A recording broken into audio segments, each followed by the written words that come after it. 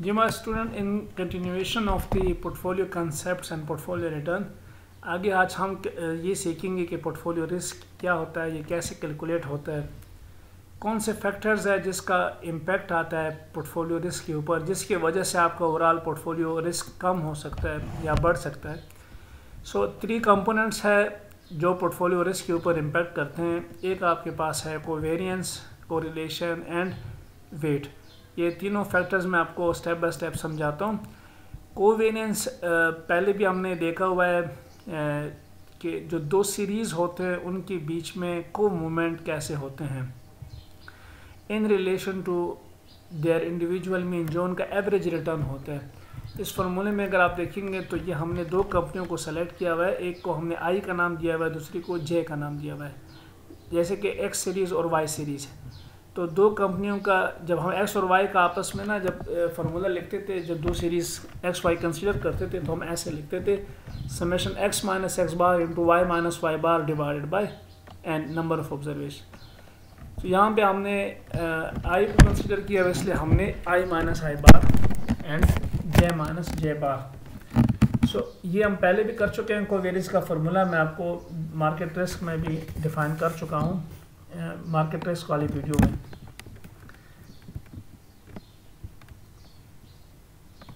Correlation जो है ये इसका बड़ा इम्पोर्टेंट रोल है पोर्टफोलियो को डिज़ाइन करने में और उसके रिस्क के ऊपर जो इम्पैक्ट आता है। कोरिलेशन से मतलब ये है कि जो अगर आपने 2 कंपनियों को सेलेक्ट किया हुआ है एक्स एंड वाई, तो आप ये देखते हैं कि एक्स और वाई के बीच में जो चेंज आता है, इन दोनों में जो अगर एक्स में इंक्रीज़ आता है तो इस वाई में फिर किस तरह का इंक्रीज़ एंड डिक्रीज़ आता है, यानी एक्स और वाई में जो चेंज है इनका आपस में क्या रिलेशन है। तो ये हाउ टू कैलकुलेट कोरिलेशन, इसके लिए फार्मूला जो है वो ये आपके पास है।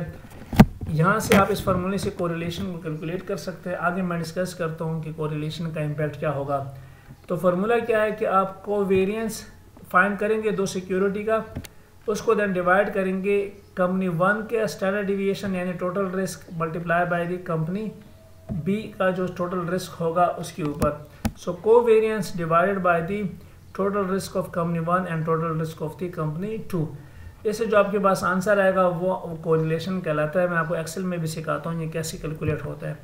कोरिलेशन की वैल्यू हमेशा से आपके पास -1 और +2 के बीच में आएगी, यानी जब आप कोरिलेशन कैलकुलेट करेंगे तो आपके पास जो आंसर आएगा वो 0.2 आ सकता है, 0.5 आ सकता है, -0.2, 0.3 आ सकता है। -1 और +1 से बाहर वो नहीं जाएगी। ठीक है, ये कोरिलेशन का आंसर अगर +1 है तो इसका क्या मतलब होगा। कोरिलेशन +1 का मतलब ये है कि जो आपने 2 कंपनियों को सेलेक्ट किया हुआ है उनके बीच में जो मूवमेंट है वो बिल्कुल उनका जो डिग्री ऑफ मूवमेंट है वो एग्जैक्टली सेम आ रहा है, और प्लस जो उनका डायरेक्शन है चेंज का वो भी सेम है। यानी अगर एक में 10% इंक्रीज आता है तो दूसरे में भी 10% इंक्रीज आएगा। अगर एक कंपनी के शेयर प्राइसेस में 10% डिक्रीज आता है तो दूसरे में भी 10% डिक्रीज आता है। ये देखने के लिए हम देखें, चलो एक्सेल में इसको कैलकुलेट कर लेते हैं। ये मैंने 2 कंपनियां सेलेक्ट की हैं, ए को मैंने नाम दिया हुआ है ए और दूसरे को मैंने नाम दिया हुआ है बी। अब आप देखिए कंपनी ए की प्राइसेस जो है ना वो बढ़ रही है, 10 से 12 हो गई है, 14 हो गई है, 17.28 हो गई है। तो ये मैंने आप लोगों के लिए रिटर्न भी वैसे कैलकुलेट कर लिया कि आपको पता चले कंपनी ए की शेयर की प्राइसेस में 20% इंक्रीज आ रहा है। ठीक है, on the other hand company B की जो शेयर प्राइसेस है इसमें भी 20% इंक्रीज आ रहा है, 50 से 60 हो गया, 72 हो गया।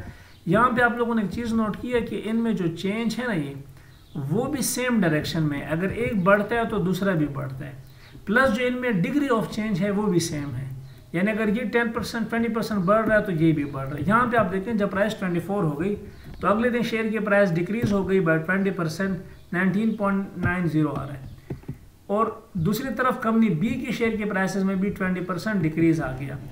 अब ऐसे केस में जब ये डिग्री ऑफ चेंज भी सेम है और डायरेक्शन ऑफ चेंज भी सेम है, तो ऐसे केस में अगर आप इन दोनों के बीच में कोरिलेशन फाइंड करेंगे तो आपके पास आंसर +1 आएगा। कोरिलेशन फाइंड करने का फार्मूला क्या है, पहले आप इन दोनों के बीच में कोवेरिएंस फाइंड करेंगे। ठीक है, जिस तरह हम मार्केट रिस्क में फाइंड करते थे, एक कंपनी में और मार्केट के साथ कोवेरिएंस फाइंड करते थे। तो आप मैनुअली अगर कैलकुलेट करना चाहते हैं तो आप इन दोनों के बीच में पहले कोवेरिएंस फाइंड करें, देन आप इन दोनों का अलग अलग से रिस्क फाइंड करें, total risk and standard deviation, और उस वैल्यू में जब आप फार्मूले में वैल्यू पुट करेंगे तो आपके पास कोरिलेशन आएगा और उसका आंसर 1 आना चाहिए। क्यों 1 आना चाहिए? क्योंकि इसमें डिग्री ऑफ चेंज भी सेम है और डायरेक्शन भी सेम है। अगर आप लोग एक्सेल में करना चाहते हो तो देखें मैं आपके सामने कर देता हूँ, इक्वल CORREL, ये इसका फार्मूला है, यहाँ से ब्रैकेट, वो एरिया सेलेक्ट करें, वो सीरीज़, ये एक्स सीरीज़ है, ये दूसरी कंपनी का मैंने शेयर प्राइसेस सेलेक्ट किए और मैं एंटर करता हूँ तो मेरे पास आंसर एग्जैक्टली 1 आ रहा है। इसका मतलब है कि उन दोनों के बीच में जो कोरिलेशन है वो परफेक्टली पॉजिटिव है, यानी degree of change and degree of direction दोनों सेम है।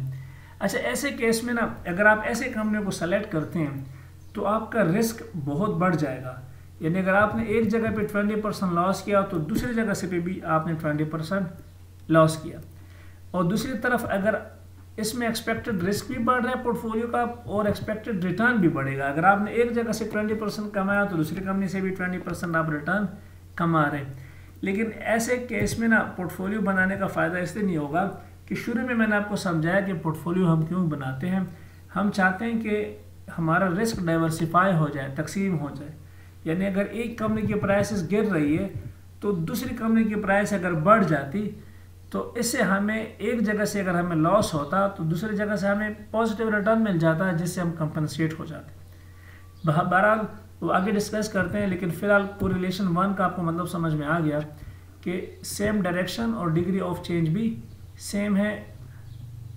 और -1 कोरिलेशन का क्या मतलब है? -1 कोरिलेशन का मतलब है, इसको हम कहते हैं कि परफेक्टली नेगेटिव कोरिलेशन है दो सिक्योरिटीज़ के बीच में। इसका मतलब ये होता है कि जो डिग्री ऑफ चेंज है वो दोनों कंपनियों में सेम है, लेकिन जो उसका मूवमेंट डायरेक्शन जो है वो शेयर प्राइसेस का है वो ऑपोजिट है। यानी अगर एक में 10% इंक्रीज आएगा तो दूसरे में 10% डिक्रीज आ जाएगा। अगर एक में 5% डिक्रीज आता है तो दूसरे में 5% इंक्रीज आता है। इसको फिर हम कहते हैं कि कोरिलेशन परफेक्टली नेगेटिव है। ये समझने के लिए मैंने आप लोगों के सामने एक्सेल में एक क्वेश्चन रखा हुआ है। ये देखिए, मैंने 2 कंपनियां सेलेक्ट की हैं, ए एंड बी। आप देख सकते हैं कि ए की प्राइसेस 10% डिक्रीज हो गई है, ठीक है, ये मैंने चेंज भी फाइंड किया हुआ है। जब इसमें 10% डिक्रीज आया तो कंपनी बी में 10% इंक्रीज आया, ठीक है। सिमिलरली अगेन कंपनी ए में डिक्रीज 10% और कंपनी बी में इंक्रीज आ रहा है 10%। अब आप देखिए दोनों में जो डिग्री ऑफ चेंज है वो सेम है, दोनों में 10% का चेंज आ रहा है, लेकिन जो डायरेक्शन ऑफ चेंज है वो उलट है। एक अगर कम हो रहा है तो दूसरा बढ़ रहा है। तो अगर आपके पास ये सिचुएशन है कि डिग्री ऑफ चेंज तो सेम है लेकिन उनका डायरेक्शन जो है वो ऑपोजिट है, तो इसका मतलब है कि आपने ऐसे कंपनियों को सेलेक्ट किया हुआ है जिसमें परफेक्टली नेगेटिव कोरिलेशन है। वही फार्मूला जो मैंने पिछले किया था एक्सेल में आप लोग कर सकते हो और मैनुअली भी इसको कर सकते हो, आपके पास आंसर -1 आ रहा है। अच्छा, ऐसे केस में पोर्टफोलियो अगेन कोई फ़ायदा नहीं दे रहा है, क्योंकि अगर आपने एक जगह से 10% प्रॉफिट किया तो दूसरी जगह से लॉस किया, ठीक है, तो आपके एक्सपेक्टेड रिटर्न भी आपका कोई नहीं है। अच्छा, आपका रिस्क भी ख़त्म हो गया। अगर आपने एक जगह से 10% लॉस किया तो दूसरी जगह से वो 10% लॉस कवर भी हो गया। सो यहाँ पे अगर आप देखें तो आपने जो लॉस किया था 10%, दूसरी कंपनी से आपने वो 10% कमाया। तो हम पोर्टफोलियो बनाते हैं इसलिए कि हमारे पास रिस्क जो है ना वो कम हो जाए, डाइवर्सिफाई हो जाए। अब यहाँ पे रिस्क तो ख़त्म हो रहा है लेकिन on the other hand return भी तो ख़त्म हो रहा है, क्योंकि हम एक जगह से कमा रहे हैं दूसरी जगह से वही % लॉस हो जाता है।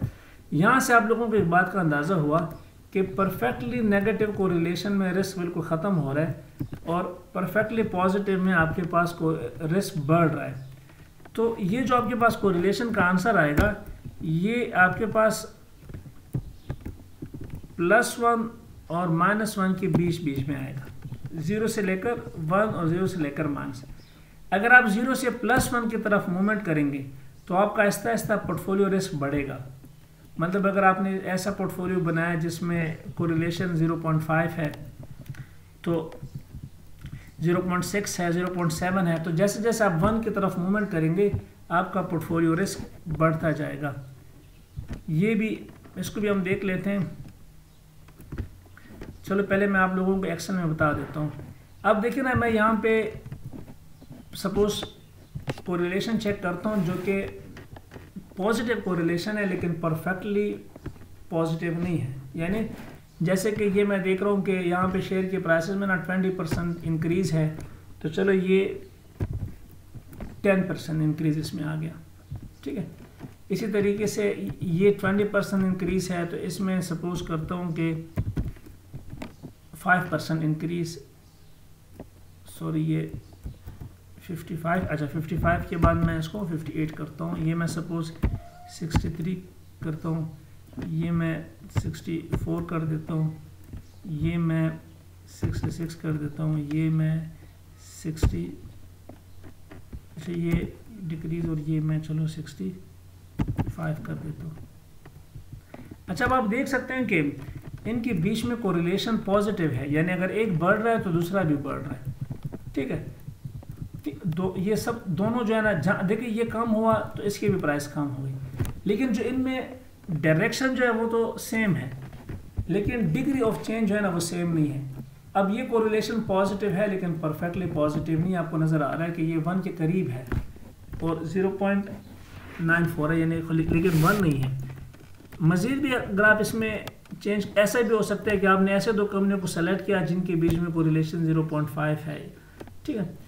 सिमिलरली आपके पास ना यहाँ पे भी ऐसा हो सकता है, कोरिलेशन जो है ना वो -1 है, लेकिन कोरिलेशन माइनस है लेकिन 1 नहीं है। जैसे कि इसमें डिक्रीज़ आया 10%, तो चलो ये भी डिक्रीज़ हुआ 48 हुआ, ठीक है। इसी तरीके से ये डिक्रीज़ हुआ बाय 10%, ये भी डिक्रीज़ हुआ, ये चूँकि मैंने इसमें 2 डेसिमल डाल देता हूँ। अच्छा, अब आपको नज़र आ रहा है ना कि इनके बीच में कोरिलेशन -0.75 है, क्योंकि इनके बीच में ना जो ये मैं इसके आगे ये डिक्रीज़ हुआ 8 के बाद फिर डिक्रीज़, चलो मैं ये बढ़ा देता हूँ, ठीक है। ये 46 से 50 हुआ, यानी एक में अगर डिक्रीज़ आ रहा है तो दूसरे में इंक्रीज़ आ रहा है। फिर ये डिक्रीज़ है, ये सपोज़ मैं इसको इंक्रीज़ कर देता हूँ, 53 कर देता हूँ, ठीक है। ये फिर से शेयर प्राइसेस डिक्रीज़ हुई है, ये on the other hand increase हुआ। अब आप देख रहे हैं कि इनके बीच में जो डायरेक्शन है ना, ये डिक्रीज़ हो रहा है तो ये बढ़ रहा है, ठीक है। डायरेक्शन ऑपोजिट है लेकिन डिग्री ऑफ चेंज सेम नहीं है। तो ऐसे केस में अगर आप देखें तो इनके बीच में कोरिलेशन माइनस है लेकिन 1 नहीं है। तो ये कोरिलेशन को जो आपके पास आंसर जब भी नज़र आएगा ना, ये -1 और +1 के बीच में होगा, ठीक है। तो अब आप यहाँ से देखें, ये पोर्टफोलियो स्ट्रेटेजी बनाने में आप लोग इसको चेक करें कि positive correlation among securities indicate high risk. जब कोरिलेशन इनके बीच में पॉजिटिव होगा तो इसका मतलब है कि आपके पास रिस्क हाई होगा, क्योंकि अगर एक जगह से लॉस हो रहा है तो दूसरी जगह से भी लॉस हो रहा है। नेगेटिव कोरिलेशन से मतलब है कि आपके पास पोर्टफोलियो रिस्क कम होगा, यानी आपने ऐसी कंपनी को सेलेक्ट किया हुआ है जिसमें अगर एक जगह से लॉस होता है तो दूसरी जगह से प्रॉफिट हो जाता है, तो इसलिए इसमें पोर्टफोलियो रिस्क कम होगा। सो अब ये जब आप स्ट्रेटजी बनाते हो पोर्टफोलियो में तो आप इसका ख्याल रखते हो कि कोरिलेशन इनके बीच में क्या है। सो इसलिए मैंने आपको बताया कि इनके कुछ फैक्टर्स हैं जिनका इम्पैक्ट आता है पोर्टफोलियो रिस्क के ऊपर। अगर आप 0 से +1 की तरफ मूवमेंट करेंगे, आपका आहिस्ता आहिस्ता पोर्टफोलियो रिस्क बढ़ेगा। 1 पे तो एक्सट्रीम लेवल इंक्रीज होगा। सिमिलरली जब आप माइनस की तरफ मूवमेंट करेंगे, यानी 0 से आप माइनस की तरफ जाते हो, 0.1, 0.2, 0.3, आखिर में आपके पास -1। तो जब आप -1 की तरफ मूवमेंट करेंगे तो आपके पास इसका जो पोर्टफोलियो रिस्क है वो डिक्रीज़ होता जाएगा, ठीक है। ये अब आप आगे चेक भी करेंगे। सो पोर्टफोलियो रिस्क का फार्मूले में एक चीज़ रह गई है, वेट। वो वेट से मतलब जो है वो ये है कि आप 2 कंपनी में इन्वेस्टमेंट की है, तो आप एक में अगर 30% इन्वेस्टमेंट करते हो तो दूसरे में 70% करेंगे। वेट का भी इम्पैक्ट आएगा, वो मैं आपको प्रैक्टिकली इससे सिखा देता हूँ by the end of this lecture. अच्छा, अब आप देखें कि जो आपके पास पोर्टफोलियो रिस्क का फार्मूला है, ये पोर्टफोलियो रिस्क का फार्मूला है। ये आप लोगों को थोड़ा सा कॉम्प्लिकेटेड नज़र आ रहा है पोर्टफोलियो रिस्क का फार्मूला, लेकिन अगर आप इसको मज़ीद समझना चाहते हो और आप चाहते हो कि ये हमें कभी भी भूलिए ना, तो इसके तरीका ये है कि ये जो मैंने वीडियो लिंक दिया हुआ है इस पर आप जाके चेक करें, तो वहाँ पे मैंने आपको ये सिखाया है कि ये पोर्टफोलियो रिस्क डिराइव कैसे होता है, ठीक है।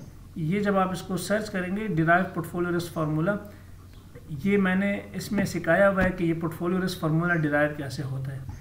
जब आप ये सीख जाएंगे तो आपके लिए पोर्टफोलियो रिस्क का फार्मूला इंतहाई आसान हो जाएगा और देन आपको इसकी कैलकुलेशन आपके लिए बहुत इजी हो जाएगी, क्योंकि ये फार्मूला एक दफ़ा आपको डिराइव करना आ गया तो ये कभी आपको नहीं भूलेगा।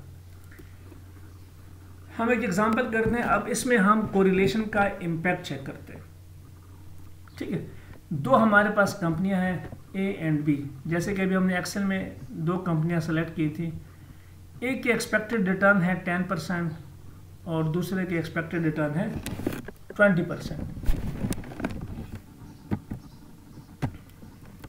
ठीक है, यहाँ पे मेरे पास एग्जैक्टली ये फिगर तो नहीं है, लेकिन जिस तरह ये दो कंपनियां मैंने सेलेक्ट की हैं, आप इसके रिटर्न फाइंड करें। और ये हम पिछले कर चुके हैं कि एक्सपेक्टेड रिटर्न कैसे फाइंड होता है, आप रिटर्न का एवरेज लेते हैं।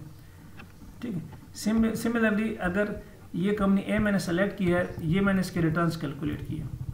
ठीक है, रिटर्न यहाँ पहले कर चुके हैं, इसलिए मैंने यहाँ पे दोबारा इस वीडियो में इस पर फोकस नहीं किया। ये HPY जब हम कैलकुलेट करते थे, करंट डिवाइड बाई प्रीवियस, ये हमारे पास एवरेज रिटर्न है, मीन है इनका रिटर्न का। ठीक है, अच्छा वेरिएंस हम कैसे फाइंड करते थे, x माइनस एक्स बार। ठीक है, ये हमारे पास रिटर्न ऑफ कंपनी ए है और माइनस एक्सपेक्टेड रिटर्न ऑफ ए। हमने हर एक रिटर्न को एवरेज रिटर्न से माइनस किया है। ठीक है, तो ये हमारे पास एक सीरीज आ गई x माइनस एक्स बार। इसी का जब हम स्क्वायर लेते हैं तो ये हमारे पास, जब इसको हम सम करते हैं एंड डिवाइड बाय n करते हैं, तो ये हमारे पास वेरिएंस का फॉर्मूला था। ठीक है, ये हम कर चुके हैं। हमने सपोज किया वेरिएंस भी फाइंड किया कंपनी ए के लिए भी, बी के लिए भी। इसका जब आप स्क्वायर रूट लेंगे वेरिएंस का, तो आपके पास टोटल रिस्क आएगा कंपनी ए और बी का। अच्छा, इस एग्जांपल में हमने दोनों कंपनियों को वेट जो असाइन किया हुआ है ना, वो 50-50% है। अब जब आप इस फार्मूले में वैल्यू को पुट करेंगे ना, ये W1 स्क्वायर यानी 0.5 स्क्वायर और वेरिएंस ऑफ कंपनी 1, फिर W2 स्क्वायर, फिर वेरिएंस ऑफ कंपनी 2, इसी तरीके से W1 W2 standard deviation 1 standard deviation 2, और जो इनके बीच में कोरिलेशन है। जब आप इसमें वैल्यू पुट करेंगे तो आपके पास इन दोनों कंपनियों का पोर्टफोलियो रिस्क आ जाएगा। देखिए, ये इसका अलग सा रिस्क है, कंपनी 1 का 7%, ये कंपनी 2 का 10% अलग से रिस्क है। आप लोगों ने ये वैल्यूज पुट करने हैं उस फार्मूले में। ठीक है, अच्छा ये अब मैं इसमें आपको कोरिलेशन का इम्पैक्ट बताता हूँ। आप डेटा को यही रखें, ठीक है, लेकिन अगर इन दोनों के बीच में कोरिलेशन +1 है, ठीक है, यहाँ पे देखिए मैंने यहाँ पे इस डेटा को लिखा हुआ है कि दोनों में वेट 50-50%, एक्सपेक्टेड रिटर्न कंपनी 1 का 10%, आप देख सकते हैं ये यही डेटा है। कंपनी 2 का एक्सपेक्टेड रिटर्न कितना है, 20% है। ये टोटल, ये इसका वेरिएंस है, यहाँ से मैंने उठाया है। और स्टैंडर्ड डिविएशन कंपनी 1 का 7% और कंपनी बी का 10%। ठीक है, यहाँ पे मैंने वो फार्मूले में वैल्यू पुट की हुए हैं, लेकिन सिर्फ एक चीज़ है जो मैं यहाँ पे चेंज कर रहा हूँ। आप लोग इसको मैनुअली बेशक कर लें। अगर तो दोनों के बीच में कोरिलेशन 1 है तो आंसर आपके पास आ रहा है 2.97%। यानी अगर मैं यहाँ पे कोरिलेशन 1 करता हूँ तो आपके पास ये पोर्टफोलियो रिस्क जो है, ये जब आप फार्मूले में वैल्यू पुट करेंगे तो आपके पास ये आंसर आता जाएगा।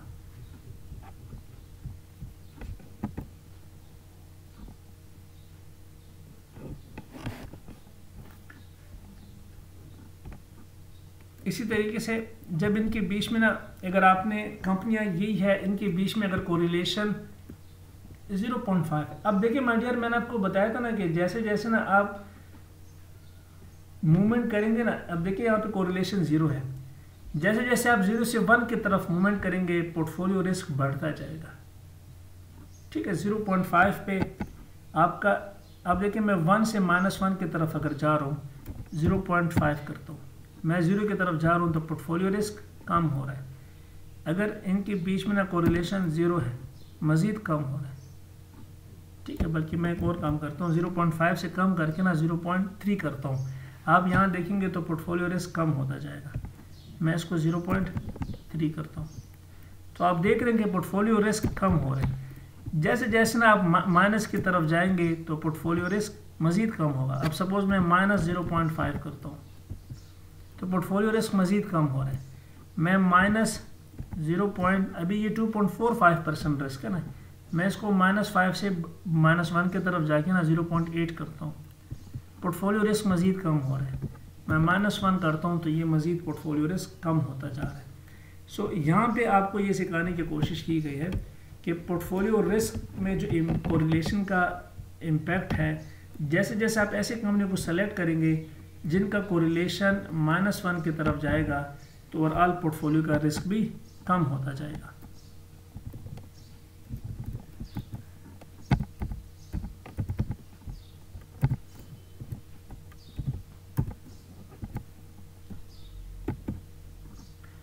अच्छा, ये ये पोर्टफोलियो रिस्क में मैंने स्क्वायर रूट नहीं लिया हुआ था, ये वेरिएंस था सिर्फ, जबकि फार्मूले में हमने क्या करना होगा, क्योंकि ये स्टैंडर्ड डिविएशन है तो हमने स्क्वायर रूट पे लेना होगा। सो आपके पास पोर्टफोलियो रिस्क जो है, ये अगर इनके बीच में कोरिलेशन 1 है तो आपके पास पोर्टफोलियो रिस्क आएगा 17.24। जैसे कोरिलेशन कम होगा portfolio risk Aahista Aahista decrease होगा। -0.5 पोर्टफोलियो रिस्क कम होता जा रहा है। ये पहला जो है ये वेरिएंस था, ये स्क्वायर रूट लेने के बाद आपके पास फाइनल रिजल्ट आ गया पोर्टफोलियो रिस्क का। तो ये वैल्यू फिर आप लोग यहाँ पे रिप्लेस कर सकते हैं जब आप इसको सॉल्व करेंगे, ठीक है। तो ये इसका स्क्वायर रूट लेंगे तो आपके पास पोर्टफोलियो रिस्क आएगा। अभी ये वेरिएंस ऑफ पोर्टफोलियो है। अच्छा माय डियर, हम आगे जाके देखते हैं। अच्छा, ये यहाँ पे ना आपको वो एक बात रिपीट हो गई है कि एसेट्स के जो दो डिफरेंट कंपनी है उनके एक्सपेक्टेड रिटर्न्स और उनके रिस्क जो है वो डिफरेंट होंगे। जो नेगेटिव कोरिलेशन होगा, अब पोर्टफोलियो रिस्क कम होता जाएगा, ठीक है, ये आपको बताया गया। अच्छा, एक यहाँ पे क्वेश्चन अराइज होता है कि क्या -1 के ऊपर एग्जैक्टली पोर्टफोलियो रिस्क 0 होगा? So the answer is no, but also yes, conditional है। हाँ, यस तब होगा जब दोनों कंपनियों का जो स्टैंडर्ड डिविएशन है वो सेम हो। अब इस केस में अगर आप देखें तो दोनों का स्टैंडर्ड डिविएशन सेम नहीं है। इसका स्टैंडर्ड डिविएशन 7% है और इसका स्टैंडर्ड डिविएशन 10% है। अगर इनके बीच में कोरिलेशन परफेक्टली नेगेटिव भी है तो इसका पोर्टफोलियो रिस्क आंसर 1 नहीं आ रहा है। तो जब इनका पोर्टफोलियो रिस्क सेम होगा इन दोनों का, तो देन आपके पास ये आंसर एग्जैक्टली 0 आएगा, ठीक है। अगर आप लोग इसको अलग से टेस्ट करना चाहते हो तो बेशक आप लोग कर सकते हो। ये चूँकि वेरिएंस आपके पास, अगर मैं इसको दोनों को सेम कर देता हूँ देन इनका वेरिएंस क्या होगा, जो हमारे पास टोटल रिस्क आता है उसका आप स्क्वायर लेते हो,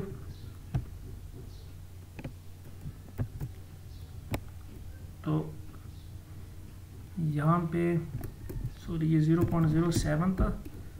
अगर हम इन दोनों को सेम कर देते हैं, अब अगर आप पोर्टफोलियो रिस्क का फॉर्मूला डालेंगे और उसमें कोरिलेशन या इधर ही कर लेते हैं,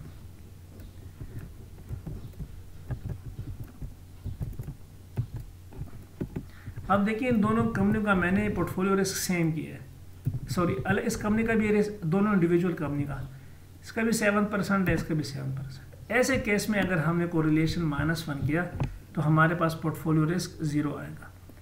अगर मैं +1 करता हूँ तो 7% रिस्क है, ठीक है।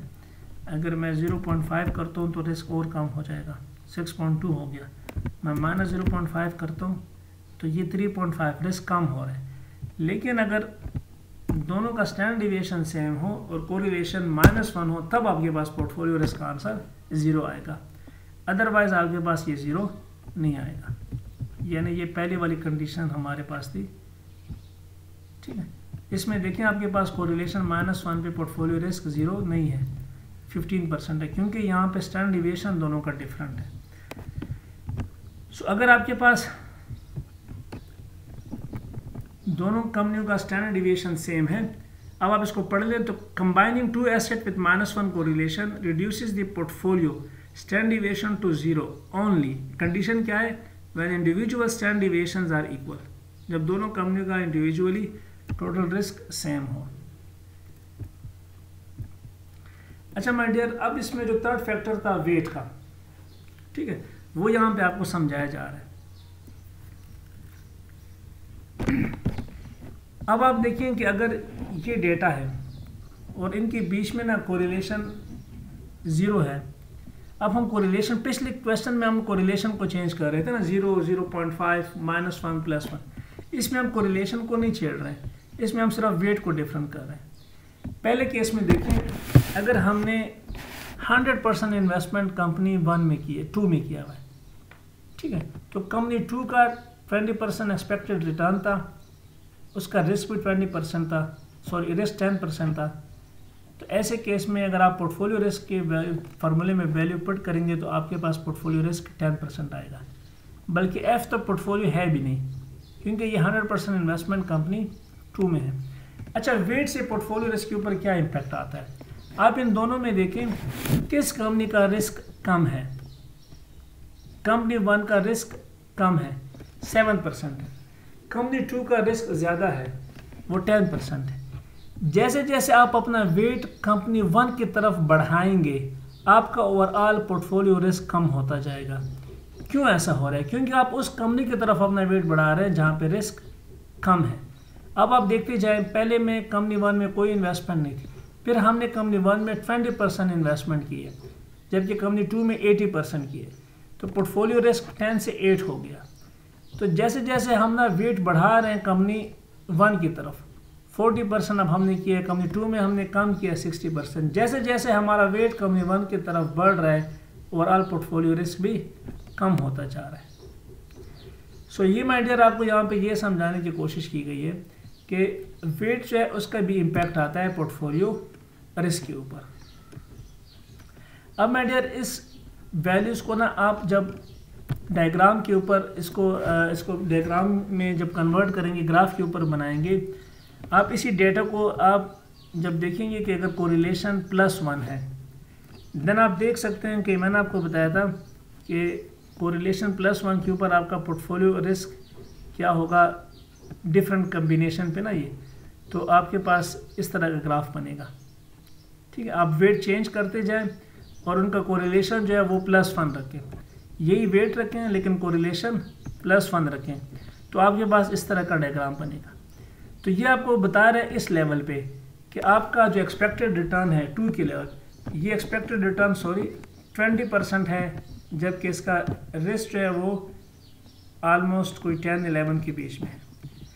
अच्छा, फिर इसी डेटा को रखें, यही वेट, यही जो है आपके पास डेटा होगा, लेकिन इस कोरिलेशन को अब पहले आपने 1 पे चेक किया, अब आप इसको चेंज करें, 0 करें। अब जब जैसे आप 1 से ना 0 की तरफ गए हैं, तो अब आप देख सकते हैं कि आपका पोर्टफोलियो रिस्क आहिस्ता आहिस्ता कम हो रहा है। अब आप जी को देखें, इस लेवल पे देखें जी, जब आपके पास कोरिलेशन +1 था तो आपका रिटर्न तो दोनों केस में आप देखें ना सेम है, लेकिन इसका रिस्क हाई है। जी का रिस्क देखें, जी के ऊपर आपका रिस्क 8% है। ये वो डिफरेंट कम्बिनेशन है ना जो आप वेट चेंज कर रहे हो। अगर आपने 100% इन्वेस्टमेंट की है कंपनी 1 में, सो देन आपका रिस्क है 7%, ये भी आप लोगों ने चेक किया था, ठीक है। कोरिलेशन 0 के ऊपर अगर हम यहाँ से देखें, ये कोरिलेशन 0 का क्वेश्चन हमने सॉल्व किया है। अगर आपने 40% इन्वेस्टमेंट की है एच में देखें, तो पोर्टफोलियो रिस्क आपका 6% है और एक्सपेक्टेड रिटर्न आपका 16% है, ठीक है। ये देखें आपके पास एच को देखें, एक्सपेक्टेड रिटर्न 16%। देखिए ये एच पे आपके ऊपर एक्सपेक्टेड रिटर्न आपके पास 16% है, जबकि रिस्क आपका 6 पॉइंट समथिंग है, रिस्क आपका 6.62% है। तो आप जब इसको ग्राफ में रिप्रेजेंट करेंगे ना ये, तो आप देखेंगे कि हमारे पास सेम वेट के ऊपर ना कोरिलेशन में चेंज आने से आपका आहिस्ता आहिस्ता रिस्क कम हो रहा है। अगर आप इस जी लेवल पे देखें तो रिस्क आपका, रिटर्न आपका 16% है, कोरिलेशन 0 वर्सेस कोरिलेशन +1, लेकिन रिस्क किसका कम है? एच का कम है। आप ऐसे केस में एच को क्यों प्रेफर करते हो? इसलिए कि एच में रिटर्न आपका सेम है लेकिन जो रिस्क है वो एच का कम है। अगेन हम एक और देखते हैं, 0.5 को देखते हैं। अच्छा, जैसे आप ना +1 से 0 की तरफ जा रहे हैं ना, तो आपका रिस्क आहिस्ता आहिस्ता कम हो रहा है।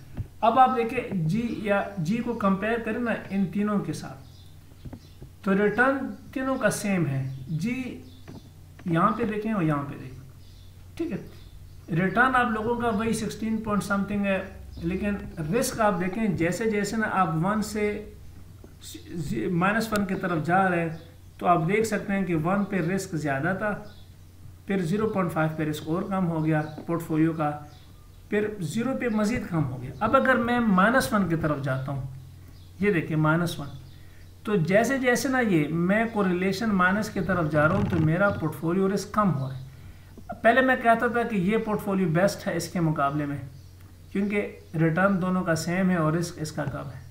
अब मैं कहता हूँ कि नहीं जी जो है 0 कोरिलेशन वाला अच्छा है, क्योंकि यहाँ पे रिस्क कम है, रिटर्न सेम है। बट जब मैंने -5 पे देखा, तो अब मैं इसको सेलेक्ट करता हूँ, इस पोर्टफोलियो को, इसका रिस्क 4% है और रिटर्न जो है वो 16%। तो ये जो मैंने आपको आगे ये क्वेश्चन यहाँ पे बताया ना, ये इसमें आप वैल्यू पुट करें और कोरिलेशन को चेंज करते जाएं और डायग्राम बनाते जाएं, तो आपके पास ना इस तरह का डायग्राम बनेगा। अगर मैं -1 की तरफ जाता हूँ, अब मैंने एक और डायग्राम बनाया -1, तो -1 की तरफ जब मैं जाऊँगा तो मेरा मज़ीद पोर्टफोलियो रिस्क कम होता जा रहा है। अब आप इस जी को कंपेयर करें, यहाँ पे देखें, यहाँ पे देखें, यहाँ पे देखें, यहाँ पे देखें, एक लाइन खींचें, तो रिटर्न आपके पास सेम है लेकिन रिस्क जो है ना वो -1 का कम से कम आ रहा है। एक ऐसा स्टेज भी आता है कि ऑलमोस्ट आपका पोर्टफोलियो रिस्क यानी 0 में चला जाता है, ठीक है। तो ये फिर आपके साथ मैंने यहाँ पे डिटेल में बताया भी है कि with perfectly negative correlated asset it is possible to create a 2 asset portfolio with almost no risk. जैसे कि मैंने आपको एक्सेल में सिखाया कि अगर दोनों का स्टैंडर्ड डिविएशन सेम है तो पोर्टफोलियो रिस्क 0 तक भी जा सकता है। सो यहाँ पे इस डायग्राम में समझाने का मतलब ये था कि अगर इनके बीच में कोरिलेशन +1 से -1 की तरफ जा रहा है तो ओवरऑल पोर्टफोलियो का रिस्क कम होगा। आप लोग इस क्वेश्चन की जब एक्सरसाइज करेंगे तो आपको अंदाज़ा हो जाएगा कि कोरिलेशन का और वेट का क्या इम्पैक्ट होता है। अच्छा माय डियर, अब इससे ही से मार्कोविट्ज़ ने जो सबसे इम्पोर्टेंट पूरा चैप्टर का इसका मगज़ है वो है efficient frontier line. Efficient frontier line क्या चीज़ है? अब मार्कोविट्ज़ ने पोर्टफोलियो रिस्क कैसे कैलकुलेट होता है, पोर्टफोलियो रिटर्न कैसे कैलकुलेट होता है, ये हमें सिखाया। फिर हमें सिखाया कि इसके बीच में ना इसमें कोरिलेशन का इम्पैक्ट क्या होता है, वेट का इम्पैक्ट क्या होता है, ठीक है। ये तो उन्होंने हमें बता दिया कि पोर्टफोलियो रिस्क और रिटर्न पे वेट और कोरिलेशन का क्या इम्पैक्ट होता है। अब क्वेश्चन अराइज होता है कि मैं एज ए इन्वेस्टर किस पोर्टफोलियो को चूज़ करूँ, मुझे किस पोर्टफोलियो में इन्वेस्टमेंट करनी चाहिए, कौन से पोर्टफोलियो मेरे लिए बेहतरीन पोर्टफोलियो है। तो ये इसकी कैरेक्टरिस्टिक देखें। ऑप्टिमल पोर्टफोलियो वो होगा जिसमें हाई रिटर्न हो on a given level of risk and या तो लो रिस्क हो on a given level of return. ये दो स्टेटमेंट समझाने के लिए मैं आपको एफिशिएंट फ्रंटियर लाइन बताता हूँ। ये डायग्राम इन्होंने बनाया था मार्कोविट्ज़ ने। एक तरफ इन्होंने पोर्टफोलियो के रिटर्न रखे एंड वाई एक्सेस की तरफ इन्होंने पोर्टफोलियो रिटर्न रखे और दूसरे साइड पे इन्होंने पोर्टफोलियो रिस्क रखा। अच्छा, ये इन्होंने डिफरेंट पोर्टफोलियो बनाए हैं, ठीक है। ये एक पोर्टफोलियो है, इसमें सपोज करता हूँ 2 कंपनी है, तो ये इसका रिस्क आ रहा है, ठीक है, ये रिटर्न आ रहा है, तो इन्होंने यहाँ पे डॉट डॉट लगाए। ये एक और पोर्टफोलियो है, ये इसका रिस्क है, ये इसका रिटर्न है। अच्छा, ये अब आप क्वेश्चन अराइज होता है कि बेहतरीन पोर्टफोलियो कौन सा है। अच्छा, अगर हम देखें ये पोर्टफोलियो सी है, इसको सी का नाम दिया भाई। ये दूसरी तरफ एक और पोर्टफोलियो है, ये बी है। आप देखिए दोनों का रिस्क सेम है, तभी जाके ना डायग्राम में ये यहाँ पे बना हुआ है। लेकिन आप इन दोनों में से किस को प्रेफर करते हो, ठीक है, शुरू में मैंने पोर्टफोलियो कंसेप्ट में एक क्वेश्चन आप लोगों को बताया था, मैं उसकी तरफ दोबारा जाता हूँ। वो क्वेश्चन ये था कि हमने टेबल बनाया था, ये यहाँ पे आप लोगों ने बताया था कि इस केस में अगर आप देखें दोनों का रिस्क तो सेम है, आपने क्यों कंपनी ए को सेलेक्ट किया? क्योंकि कंपनी ए के रिटर्न ज़्यादा है। इसको ये हमारे पास है इन दोनों के बीच मुकाबले में, ये हमारे पास ऑप्टिमल पोर्टफोलियो है 1, क्योंकि ये गिवन लेवल ऑफ रिस्क पे हाई रिटर्न दे रहा है। तो यही चीज़ अब आपको मार्कोवेट्स के आखिरी डायग्राम में नज़र आएगा। यहाँ से आपको पता चलेगा कि आपके पास बेहतरीन पोर्टफोलियो कौन सा होता है। तो अगर हम सी को देखें और बी का मुकाबला करें तो दोनों का रिस्क तो सेम है, लेकिन रिटर्न किसका हाई है? बी का हाई है। सिमिलरली आप इस पोर्टफोलियो को देखें, यहाँ पे एक पोर्टफोलियो है और इस लाइन पे भी एक पोर्टफोलियो है। इन दोनों में से कौन सा बेहतर है? जो इस लाइन के ऊपर है। इस लाइन को कहते हैं फ्रंटियर लाइन, यानी बॉर्डर के ऊपर जो पोर्टफोलियोज हैं। अच्छा, सिमिलरली यहाँ से आपको पता चल रहा है कि on given level of risk return जिसका हाई होगा वो बेस्ट पोर्टफोलियो है। तो ये तो इसका एक पहलू हो गया जो हमने यहाँ पे देखा ना कि ऑप्टिमल पोर्टफोलियो कौन सा होगा। ये सेकंड देखें, ये फर्स्ट देखें, high return on the given level of risk. Why B is preferred? Because B और सी का रिस्क सेम है लेकिन रिटर्न बी का हाई है, so we will select B. ठीक है, अब सेकंड कंसेप्ट देखें। सेकंड कंसेप्ट में आप देखें कि सी वर्सेस ए, कुछ पोर्टफोलियो यहाँ पर है और कुछ पोर्टफोलियो इस बॉर्डर पर है। सी और ए के बीच जो के ऊपर जो पोर्टफोलियो है, ये देखिए दोनों का रिटर्न सेम है। इस साइड पे रिटर्न है ना, ये ए का रिटर्न है और ये सी का रिटर्न है, लेकिन रिस्क जो है वो ए का जो है वो कम है और रिस्क जो है वो सी का जो है वो हाई है। तो ऐसे केस में आप देखिए आप क्यों ए को प्रेफर करते हो? Because on a given level of return A का रिस्क कम है। पहले में इसमें क्या था? On given level of risk return of B was high. जब आप इस तरीके से वर्टिकली इसको देखते हैं, किसी भी पोर्टफोलियो को देखें, ये और इसका मुकाबला करें, इसका और इसका। अब अगर ये देखें तो इसका और इसका रिटर्न सेम है, लेकिन रिस्क किसका कम है? जो बॉर्डर के ऊपर है। सिमिलरली ए बॉर्डर के ऊपर है तो ए का रिस्क कम है और सी का रिस्क ज़्यादा है, जबकि रिटर्न दोनों का सेम है। तो आप किस पोर्टफोलियो को सेलेक्ट करेंगे? इस सारे पोर्टफोलियो में आप देखते जाएं, हर एक में वो पोर्टफोलियो बेस्ट है जो बॉर्डर के ऊपर है। तो ये डिपेंड करता है इन्वेस्टर के ऊपर। अगर इन्वेस्टर कम रिस्क को पसंद करता है तो वो कंपनी ए को सेलेक्ट करेगा, क्योंकि कंपनी ए में क्या है? On a given level of return low risk है। अगर इन्वेस्टर जो है वो रिस्की है तो वो इन दोनों में से किसको सेलेक्ट करेगा? वो बी वाले बिहेवियर करेगा कि on given level of risk return is high. So ये जो मैंने आपको बताया ना कि बेहतरीन पोर्टफोलियो कौन सा है, इसमें सेकंड को देखें, ए वाली एग्जांपल ये थी, low risk on a given level of return, यानी रिटर्न दोनों के सेम है जबकि रिस्क ए का कम है। सो इस जो वो पोर्टफोलियो जो इस लाइन के ऊपर आते हैं, इसको हम कहते हैं एफिशिएंट फ्रंटियर लाइन, और इसको हम मार्कोवेट्स एफिशिएंट फ्रंटियर लाइन भी कहते हैं।